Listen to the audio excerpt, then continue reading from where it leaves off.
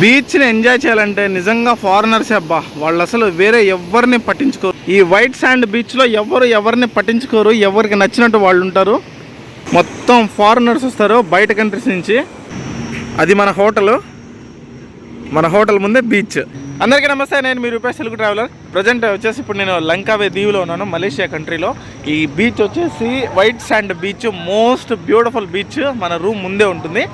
ఇక్కడికి ఎలా వచ్చాము ఏంటనేది నేను ప్రీవియస్ వ్లాగ్స్లో చెప్పాను. అండ్ 1000 రూపీస్కే మాకైతే మలేషియా నుంచి ఇక్కడికి ఫ్లైట్ టికెట్ కూడా వచ్చింది. ఆ డీటెయిల్స్ అన్నీ మీకు ప్రీవియస్ వ్లాగ్స్లో ఉంటాయి. ఎవరైనా సరే వ్లాగ్స్ మిస్ అయ్యింటే కనుక ఈ వీడియో చూసిన తర్వాత వెళ్ళి తప్పకుండా చూడండి. అండ్ ఈ బీచ్ వచ్చేసి మోస్ట్ బ్యూటిఫుల్ బీచ్, ఇది వైట్ శాండ్ బీచ్. ఈ దీవి మొత్తం కూడా చుట్టూ సముద్రము అండ్ వైట్ శాండ్ బీచ్. ఇక్కడికి ఎక్కువ ఫారినర్స్ వస్తూ ఉంటారు బయట దేశాల నుంచి. అండ్ ఇదైతే తక్కువ మంది ప్రజలు ఉంటారు అండ్ లో పాపులేషను. చాలా బాగుంటుంది, అద్భుతంగా ఉంటుంది. ఈరోజు అయితే మనం ఈ బీచ్ని ఎక్స్ప్లోర్ చేసి చూపిస్తా. అలాగే ఈ బీచ్లో చేయడానికి చాలా యాక్టివిటీస్ ఉన్నాయి. ఫర్ ఎగ్జాంపుల్ పారాసైలింగ్ కానీ, బనానా రైడ్ కానీ, స్పీడ్ బోట్ కానీ, ఇట్లాంటివన్నీ కూడా ఉన్నాయి. ఆ డీటెయిల్స్ అన్నీ చెప్తాను. ఒకసారి బీచ్ చూపిస్తాను, చూడండి ఎలా ఉందో. చూడండి, మొత్తం వైట్ శాండ్ బీచ్, ఐలాండ్స్ ఉంటాయి ఈ బీచ్ మధ్యలో. అండ్ ఫారినర్స్ ఎక్కువ ఉంటారు ఇక్కడ. అక్కడ చూడండి, సముద్రం మధ్యలో ఐలాండ్స్ ఉన్నాయి. చూస్తున్నారు కదా, ఇదంతా కూడా మొత్తం వైట్ శాండ్ బీచ్. ఇది ఇక్కడ లో టైడల్ ఎఫెక్ట్ అనేది ఉంటుంది. ఈవినింగ్ టైము సముద్రంలో నీళ్ళు అనేటివి కొంచెం వెనక్కి వెళ్తాయి, అలాగే మార్నింగ్ అయ్యేసరికి మళ్ళీ వచ్చేస్తాయి. అది మన హోటల్ ముందే బీచ్, జస్ట్ 50 ఫీట్స్ అంతే. ప్రజెంట్ మనం వెళ్ళి ఇప్పుడు బ్రేక్ఫాస్ట్ చేసుకుని వద్దాం మన హోటల్కి వెళ్ళి. ఏదో హాట్ డాగ్ ఏదో ఉంది ఇక్కడ, సేమియా ఉప్మా అయితే ఉంది.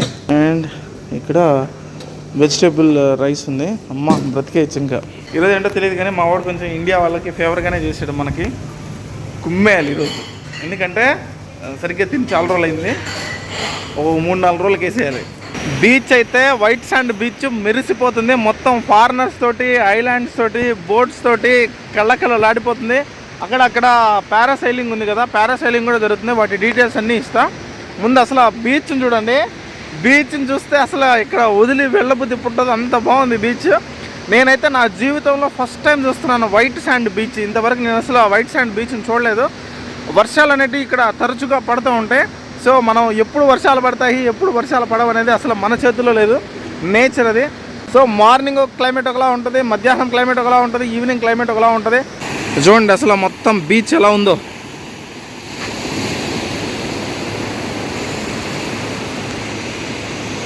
మొత్తం ఫారినర్స్ వస్తారు బయట కంట్రీస్ నుంచి.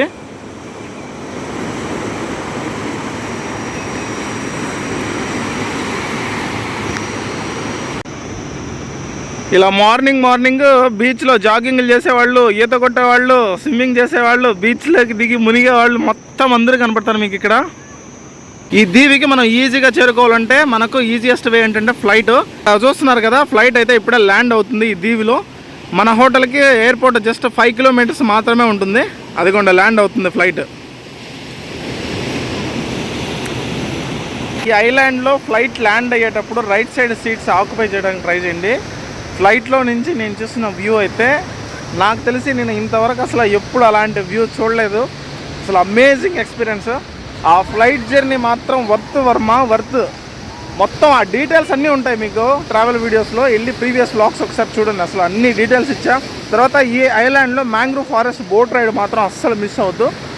Amazing experience, one of the best travel experience in my entire life. So అసలు అది మామూలు ఎక్స్పీరియన్స్ కాదు. ఈ వైట్ శాండ్ బీచ్లో ఎవరిని పట్టించుకోరు, ఎవరికి నచ్చినట్టు వాళ్ళు ఉంటారు. చెప్పాను కదా, ఇక్కడ ఎవరిని పట్టించుకోరు. ఇది వాళ్ళ ఆనందము, ఎవరి సరదా వాళ్ళ ఆనందము. చూస్తున్నారు కదా, కొంతమంది ఇసుకలో అయితే ఆడుకుంటున్నారు గూళ్ళు కట్టుకొని, కొంతమంది అయితే ఈతలు కొడుతున్నారు.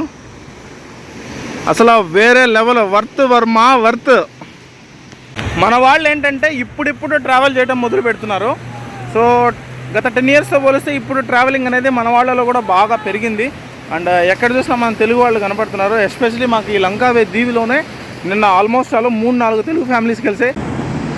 ఈ వైట్ శాండ్ బీచ్ వచ్చేసి అక్కడ కనపడుతుంది కదా, అటు నుంచి ఇలా వచ్చి అక్కడ వరకు లాస్ట్ ఆల్మోస్ట్ 2 కిలోమీటర్స్ ఉంటుంది. బీచ్లో మొత్తం బోటింగ్ అనేది చాలా ఫేమస్. అక్కడ చూస్తున్నారు కదా మీరు, అక్కడ ఒక పారాసైలింగ్ కూడా జరుగుతుంది. దాని కాస్ట్ డీటెయిల్స్ ఎలా బుక్ చేసుకోవాలనేది కూడా చెప్తా ఇప్పుడు. ఇక్కడ ఒక ఐలాండ్ కనపడుతుంది చూడండి. వా,